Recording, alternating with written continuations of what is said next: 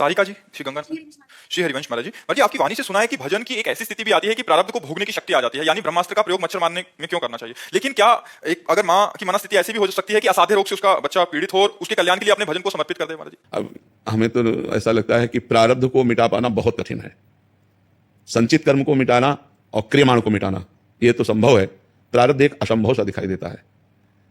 जैसे हमें लगता है कि एक माँ अपने पुत्र के लिए भजन सद्भावना करती होगी, लेकिन हमारे लिए लाखों लोग सद्भावना करते हैं, लाखों लोग करते हैं। हम प्रत्यक्ष उदाहरण देते हैं। क्या ब्रजवासी, क्या संतजन, क्या भक्तजन, सब यही प्रार्थना करते हैं आप स्वस्थ रहो और आप चिरंजीवी रहो, ऐसे ऐसे आशीर्वाद देते हैं। पर हम क्या स्वस्थ हो गए क्या? तो महाराज जी, अगर उनकी दुआओं का और उनके प्रेम का क्या भाव हुआ? हाँ, उनका भाव प्रेम का यही है कि हमारा जो मन है वो किडनी के दुख से दुखी नहीं हो पा रहा।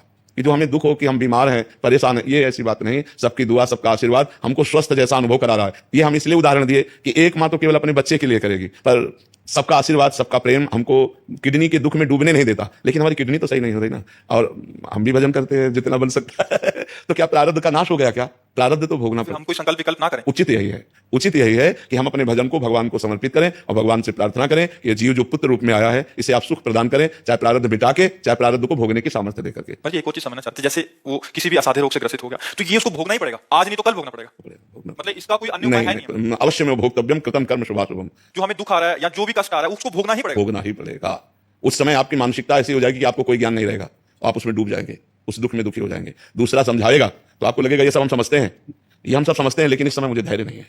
जैसे मान लो एक है अपने शिष्य, उनके एक ही पुत्र था, 20-22 वर्ष का होके पधार गया, तो ऐसे हंस के बात कर रहे थे कि श्री जी की इच्छा थी, अपनी चीज ले ली, अब जैसे रखेंगे वैसे रहेंगे। मतलब बड़ा आश्चर्य का विषय कि अकेला पुत्र और वकील है, सब ऐश्वर्य है, और वो भी पधार गया। तो हंस के कह रहे थे कि श्री जी की चीज थी, श्री जी ने। ऐसे भक्त तो बिरले मिलते हैं, नहीं तो अश्रद्धा हो जाए। लेकिन सच्ची बात यही है कि हाँ, हम अपने प्रारब्ध भोग को उचित रूप से समझें कि जिसकी आयु जितनी है उतने जी पाएगा, जिसको जो भोग भोगना उसको भोगना ही पड़ेगा। इसीलिए